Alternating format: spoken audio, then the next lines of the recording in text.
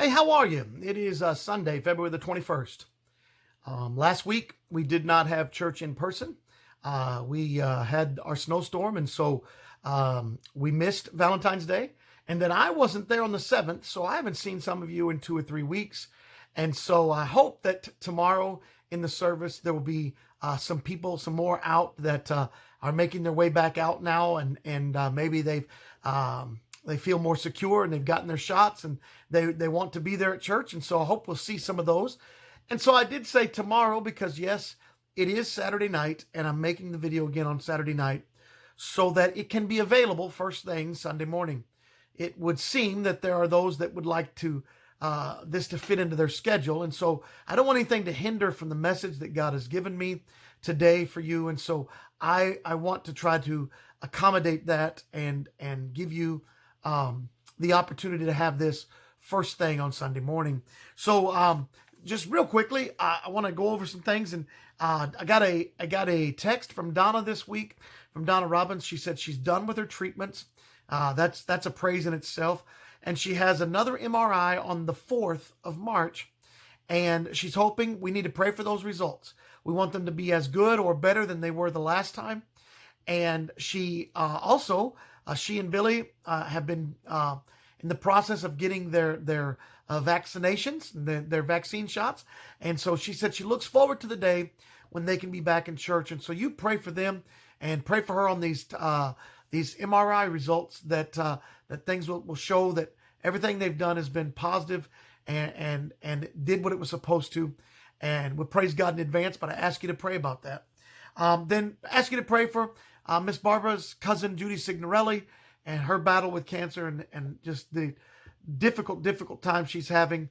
I ask that you'd pray for her to have some comfort and some peace and to be able to get over or past some of these things that come along with the battle and that God would just be with her in a mighty way.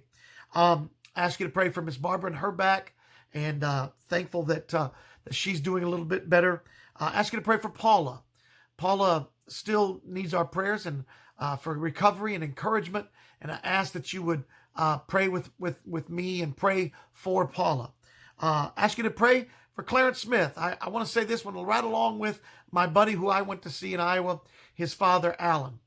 I went to see my friend's dad, Alan Ware, and he was having some serious health issues. I wanted to be there in case that was needed. And they gave him a procedure, and his heart responded. And he's doing pretty well, and he's been at a rehab facility. And if things go well, he could go home this week. And so I ask you to pray for him and for their family. And then when Brent asked me about that, I told him that, and he said, "Wow, it's just the power of prayer." He said, "You look at my dad; he's only had just a few pain pills, and he's been doing great." And so I just praise the Lord for the way he answered prayer for Clarence Smith and for Alan Ware. And I ask you to pray for both of them and their recoveries and pray for their families and just make that a real matter of prayer, but be encouraged that prayer works, that we're able to take names off of this list because prayer works. Continue to pray for Norma Harris's family and granddaughter-in-law and the baby and mom. I haven't heard anything, so I don't know what that prayer need might be or if it has changed, but I ask you to pray for them this time, that mom and the baby would be healthy, and that you just make that a real matter of prayer. And so then I ask you to pray for Hap and Elva Pruitt, continue to lift them up. And then I ask you to pray for those that we mentioned that maybe they are on the process of getting their shots and they're talking about, hey, it's time that we get back to church. I look forward to that day. And so I ask you to pray for for one another so that we can get to that point and be able to be together and worship together and fellowship together and then edify one another. So just ask you to remember all of those things, make those matters of prayer, and just ask that you would think about your fellow members and the needs that they have, and make this list what it's intended for. All right. So Father, I ask that you would do just that. I pray that you'd work mightily in this video today, in this message. I pray that you'd give me what to say and how to say it, And I pray that we would see the truth and that we would see your light and that we would see what you're trying to get to us. And Lord, that it would challenge us to be different and that it would make us say, hey, I need that. So I ask that you'd bless there. Pray that you'd meet the many needs that we mentioned, that you'd be with each and every one of them. And Lord, that we this week would take this paper and pray for these people as we ought. So Lord, I ask now that you just give us a great rest of this time together. We ask these things in your name. Amen. I want to say this real quick. I know that there are much more polished and there are much more professional videos that you can watch. And I know that there are better church services that you can watch. And I know that when you get this video, it's nothing but prayer requests and me giving you some updates on some announcements. And then we go right into a message. I want to say this. I'm not going to try to compete. I don't have the tens of thousands of dollar budgets in order to be that professional. And those that are able to live stream their services during the actual service, I'm happy for them. I'm glad that they're able to do that. It just doesn't work for us. And so I'm not going to try to compete. And so I hope that you're able to receive what you're supposed to receive. God gives the preacher of the local church what they're supposed to receive. So if we are receiving it, that's an awesome thing. But if we're going to other places and not receiving what God has given us, I wonder what and how we will answer for that. And so I'm just asking you to support your church and to support your preacher and to understand this is what it is. And it's a way for people like Donna and Billy who literally could not be here with us, but to still be able to be a part and us to be together and us to edify one another. So that's the end of sermon number 1. It's got nothing to do with the sermon. I just want to share that with you. We'll go on. In Luke chapter 11, verses 33 through 36, I want to read it and we'll go through it.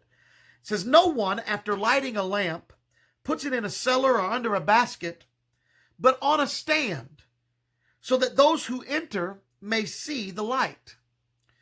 Your eye is the lamp of your body. When your eye is healthy, your whole body is full of light. But when it's bad, your body is full of darkness. Therefore, be careful lest the light in you be darkness. If then your whole body is full of light, having no part dark, it will be wholly bright, as when a lamp with its rays gives you light." Quickly, in verse 33, the lamp is Jesus and his mission. And it's talking about how no man takes a lamp and puts it under a bushel or puts it down in the cellar, but instead he puts it on a stand so that it's light for all to see. And the lamp is symbolic of Jesus, his message, and his mission. Verse 34, then it says, your eye is the lamp of your body. And it goes on and says this. It says, if your eye is healthy, then your whole body is full of light. And if your eye is bad or evil, then your whole body is full of darkness. Well, let's think about that physically for just a second, okay? Does it necessarily hold true that if you have good eyesight, everything else about your whole body is good? No. And does it hold true that if your eyesight is bad, that everything about your body is bad? Of course not. So there's more here than just a physical lesson. It must be talking about a spiritual lesson, a spiritual idea of light and what your eye is. Well, let me say this.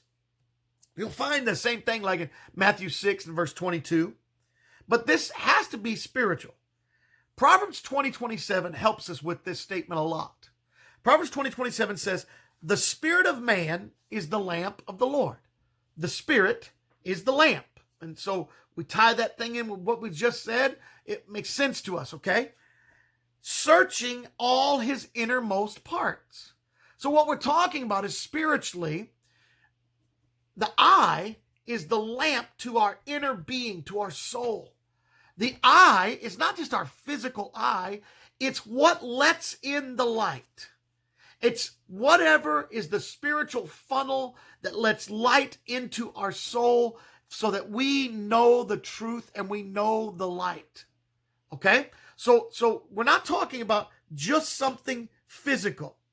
The eye is the way that we get spiritual light from the Lord. Okay? Now, but verse 35 says this. It says, therefore be careful, or give careful heed, or pay close attention, some say. Therefore be careful, lest the light in you be darkness. All right? Think about that for just a second. It is definitely a discussion of opposites. The light that's in you is darkness. But what it teaches us and what it's trying to show us is that it is entirely possible for someone to believe that they have the light in them, but that what they really have is an obscured or a distorted light that actually is darkness within them.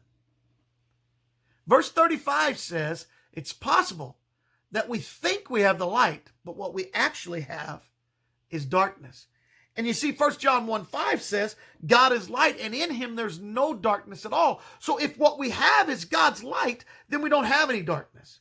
But if we have some darkness in us, then somehow we have blocked out part of God's light, and we're not receiving what God had for us. And instead, we are following the wrong light, and we are receiving the wrong light. And what we actually have in us is darkness. And there are sincere, good people who believe that they have the light, and what they actually have is darkness. So now that we're all on the same page, and we all understand we're not talking about physically just our eyes, that we're talking about our spiritual sight and spiritual light, and how our manner of life and our manner of thinking and our way of living either obscures that light or lets that light of Christ in so that it can change us within. Okay? Look, when someone appears to be sincere, but they start making weird decisions, they start making decisions based on false ideas and things that we know can't be right, we say a phrase something like this: I don't know what they could be thinking. Well, they are thinking based on the light that they think they have, but it's not real light, it's darkness. And that's a sincere problem. There are Christian people. There are people who they believe and know they are God's children, and yet they believe they have the light, but they are living part of their lives, at least, in darkness. Look, Ephesians 5:8 says, we once were in darkness, but now we are in the light, so we should walk as children of the light. 1 Thessalonians 5 and verse 5 says, we are of the light, not of darkness. And John 12:46 says, I came into this world so that whoever believes in me may not remain in darkness. God wants us to have the light. You can look at 2 Corinthians 4:6, John 8:12. All of these bear the same idea. But Psalm 36 and verse 9 says this: in your light do we see light. That's the key. It's just like that cartoon that's in the bulletin. This little cartoon that's here. I didn't mean to do this, but it's just like this cartoon that's here in the bulletin. You know, these lights are talking, and they're like, hey, how can I have that white one over there says, how can I have this light? And they tell him, oh, you just got to be plugged into the wire. And if you'll notice, the wire says Jesus. See? I know it didn't focus very well, but I put that cartoon in there because that's the key. The light of the world is Jesus. And if we have his light, then we will see light. But verse 35 still says it's possible that we could be sincere and be wrong and not have the light, but actually have darkness. So let's look at how light gets into the soul. Light, which we're talking about spiritual light, enters through the eye. And like I said, that's not just your physical eye. And it goes into your innermost being. Remember what Proverbs says, that the lamp that is, you know, the spirit of man is the lamp of God. And that it shows us, it searches out the innermost parts of what's in here. Okay, so light gets into our souls through what we think and what we believe and what we've been taught and what we believe religiously, what we read, what we watch, what we listen to, our attitudes towards others. All of these things let God's light in to our soul, or they let what we thought was light, it was actually darkness, into our soul. These are all our spiritual eyes. Remember, we said it's not just our physical eyes. It's our manner of living. It's our way of belief. It's our way of thinking that changes our inner being, whether it's light or darkness. So what are some things that can obscure or darken the light? Or what are some things that we think might be light but are actually letting darkness into our soul? Well, first of all, obviously, is our prejudices. Now that's a term that people are going to take and run with, because we automatically hear that word, and automatically these days we hear the word racial right behind it. Prejudice doesn't necessarily have anything to do with race. Prejudice, prejudice. It means you have prejudged. Yes, you can prejudge races, just like you can prejudge people of your own race, of your own color and being. It is simply prejudging something. So when we've been taught one way and we prejudge everything else based on that, then our prejudices can definitely affect what light gets into our soul. If our prejudice tells us that this is the only way to believe, and this is the only church that you can go to, or this is the only Bible that you can listen to, those things, because we've prejudged in our mind, those things affect the light that comes in. You see, if we've already decided that someone is wrong because they're not like us, then there's no way that if they were going to show us light, there's no way we're going to receive it. So our prejudices, our prejudgments definitely can affect the light. That comes down to a lot of times how we're raised. You know, if a person is raised in any religion that's not Christian, okay? If a person is raised with any other figure other than Christ, well, guess what? They don't have the light, because Jesus said, I'm the light of the world. And they don't have the truth because their prejudices and the way they were raised told them that Jesus wasn't their God.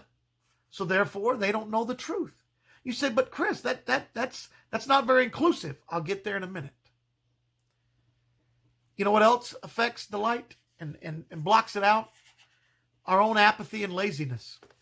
Yeah, the truth is, we don't care if we get the light or not.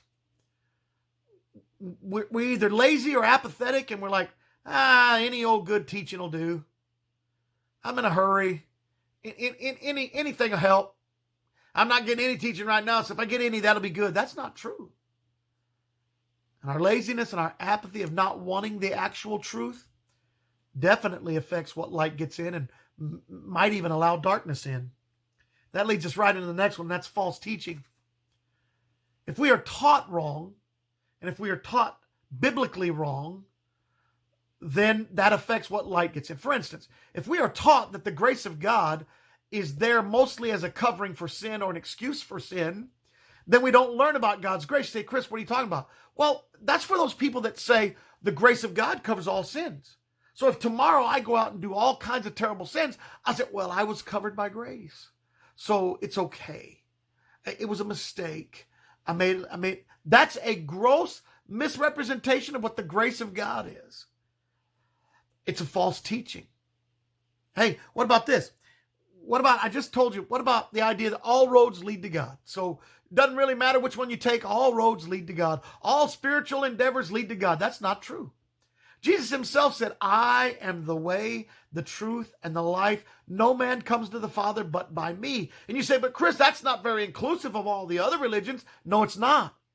Welcome to the Bible. Welcome to the light as Jesus teaches it.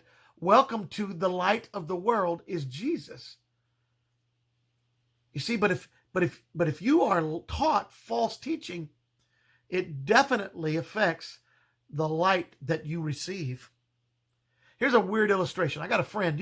Everybody know what a horned toad is? What a horned lizard, a horny toad is? Everybody know what that is? Got a lot of them in Texas. Got a lot of them here now. I catch them out here at the farm all the time. A little flat lizard. He's got points right here on his head, and he's got spikes all over his back. He kind of looks like a miniature dinosaur, to be honest with you.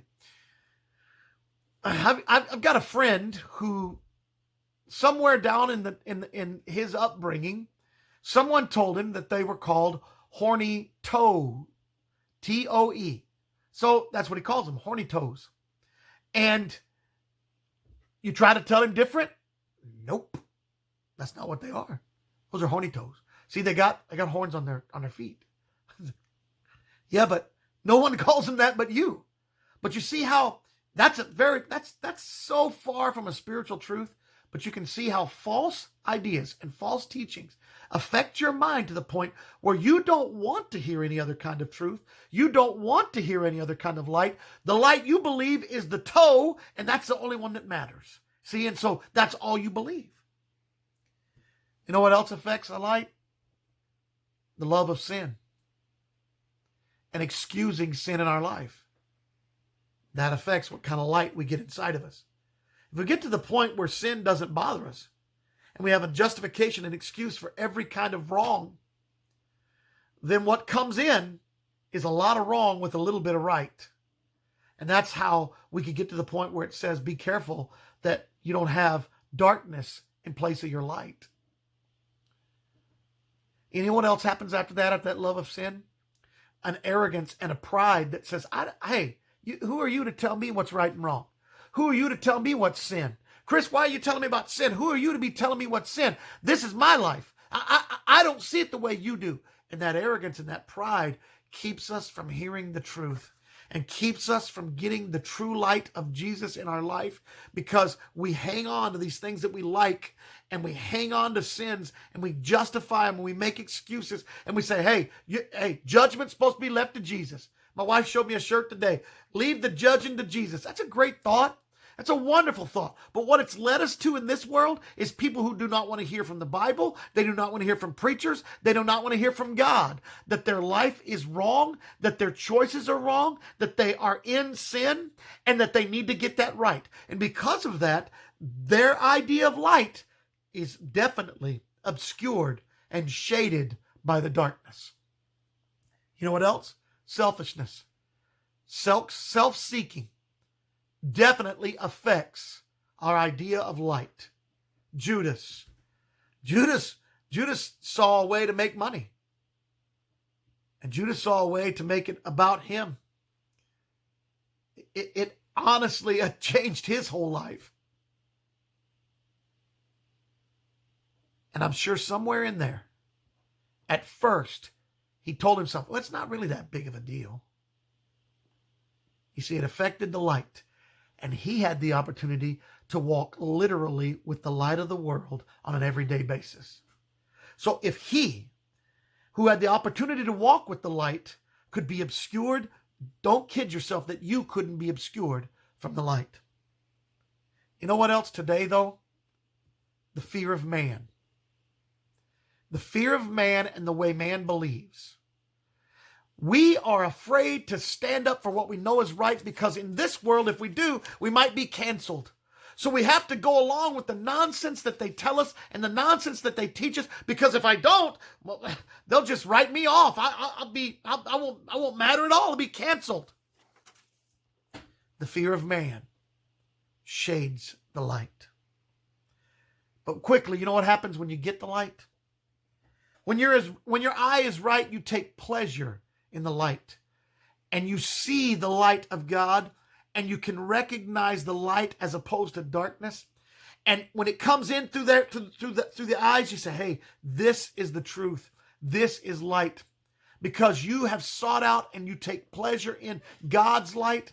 And when just like the verse says, when all is right, when your eye is right, man, things are going good inside. When your eye is right, you'll know false teaching. You'll be able to recognize it. You'll know whether or not someone's feeding you a line. You'll know the truth. And when you do know the truth and you take pleasure in that truth, guess what? That truth will set you free to live in a way that you are at peace and at harmony because you have and understand the true light. When your eye is right, this is a tough one. When your eye is right, the light will get in there and show you down those deep crevices of where you need to change. You know how when you turn a light on, it illuminates all the corners of the room and all the things that you thought were hidden?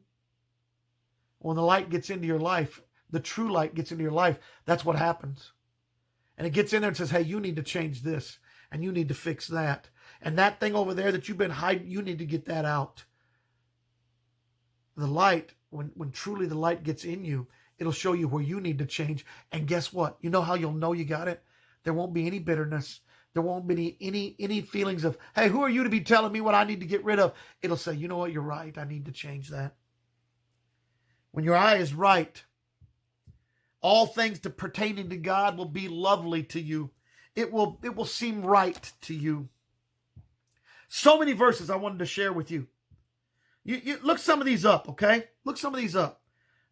John 1:4 and John 1:9 and John 12:35 and Matthew 4:16. Look those up. But in Luke, John the Baptist's dad, Zacharias, Luke 1, you know, he didn't speak for the whole time before he was born.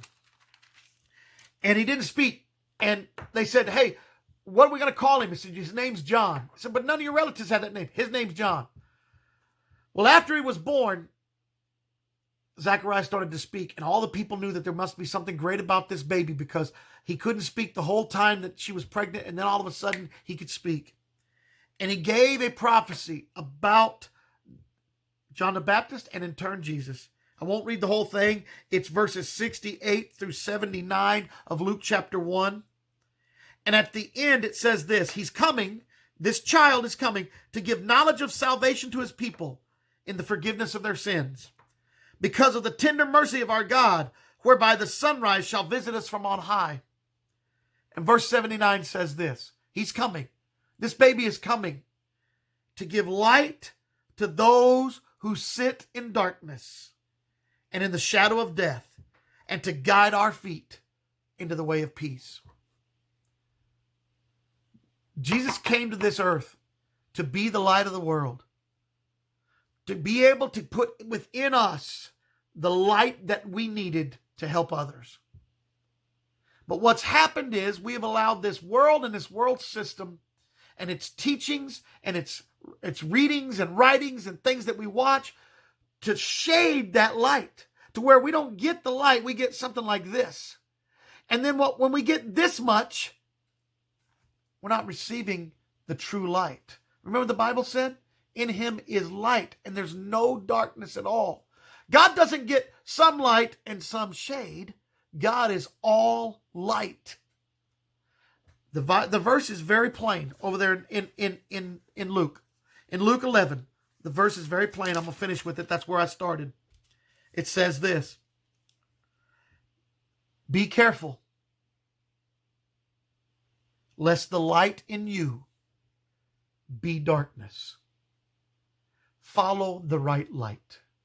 I hope you have a great week, and I hope you look up some of those verses and you think about what I'm talking about. Look at the world. Look around you. This system's messed up because they have the wrong light. Follow the right light. I hope that you have a great week, and we'll see you again next week. God bless you.